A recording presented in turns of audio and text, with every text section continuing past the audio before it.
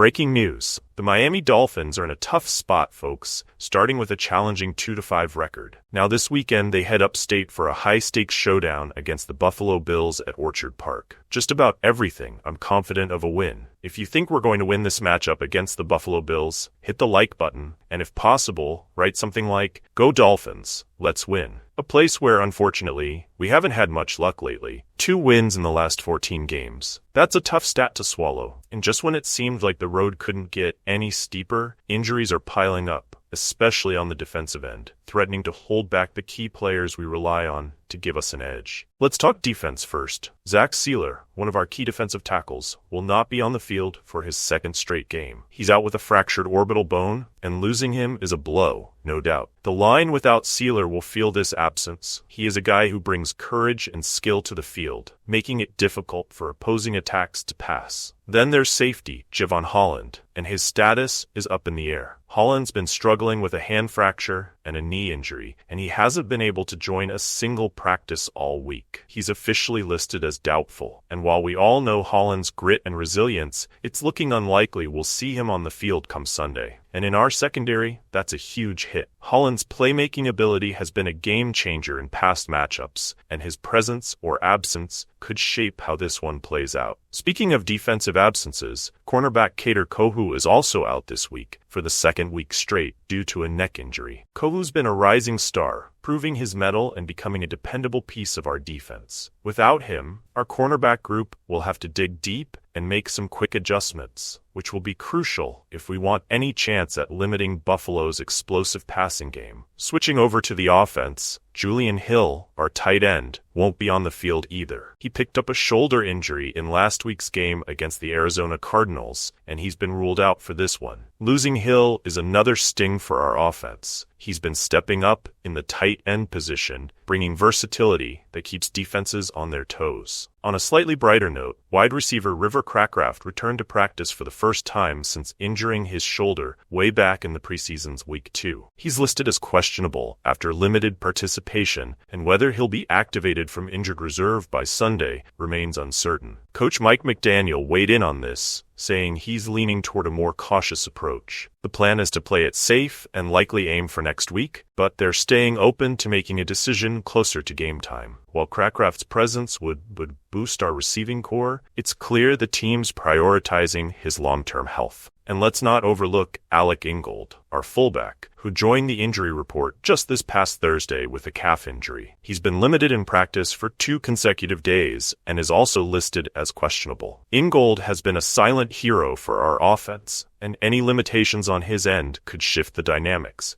especially when we're trying to balance the game plan against Buffalo's aggressive defense. Now, it's not just the Dolphins feeling the injury bug. Buffalo has their own share of challenges. Fullback Reggie Gilliam will be out due to a hip injury that sidelined him for the latter part of the week. Additionally, the Bills' wide receiver Amari Cooper and cornerback Christian Benford are both dealing with wrist injuries and are marked as questionable. Plus, wide receiver Curtis Samuel has a pec injury that's casting doubt over his availability. While they may be dealing with injuries, the Bills still have an advantage with their roster depth, especially given the Dolphins' weakened lineup this week. So, Dolphins fans, there's a lot at stake, and it's definitely going to be an uphill battle. But games like these are where stories are made, where unknown names can rise and claim the spotlight. It's going to be crucial for our team to rally together, adapt, and find those unexpected playmakers who can step up in the absence of our starters. Buffalo is a formidable rival, especially on their home turf, but there's always a chance for Miami to defy the odds. Now, I want to hear from you all. What do you think? Do we have what it takes to pull through despite the injuries? Who do you believe will step up and make a difference in this game? Share your thoughts, predictions, and who you think will be our breakout player this Sunday. Let's get the conversation going. Fins up. Since Mike McDaniel became head coach of the Miami Dolphins, fans have seen the highs and lows of his style. McDaniel was a fresh face, hired after Brian Flores' departure, and at the time, Miami was the only team seriously considering him. Now, here we are, 3 seasons in, and McDaniel's impact on the team is clearer than ever. But is it all positive? Back in 2022, when McDaniel first took the reins, the Dolphins' offense transformed dramatically. TUA TAGOVAILOA emerged as a top quarterback. setting the league on fire with passing yards, and the team made it to the playoffs in McDaniel's first 2 seasons. Miami's offensive explosion had fans dreaming big, thinking that maybe, just maybe, McDaniel was the perfect fit. Fast forward to the 2024 season, though, and some issues are hard to ignore. Injuries are a challenge, sure. But what about the recurring problems that don't seem to go away? Let's break it down. There are 4 things that have haunted the Dolphins since McDaniel took charge, and they're making fans question if he's really evolving as a head coach. First, discipline, or rather the lack of it. Pre-snap penalties are still haunting this team.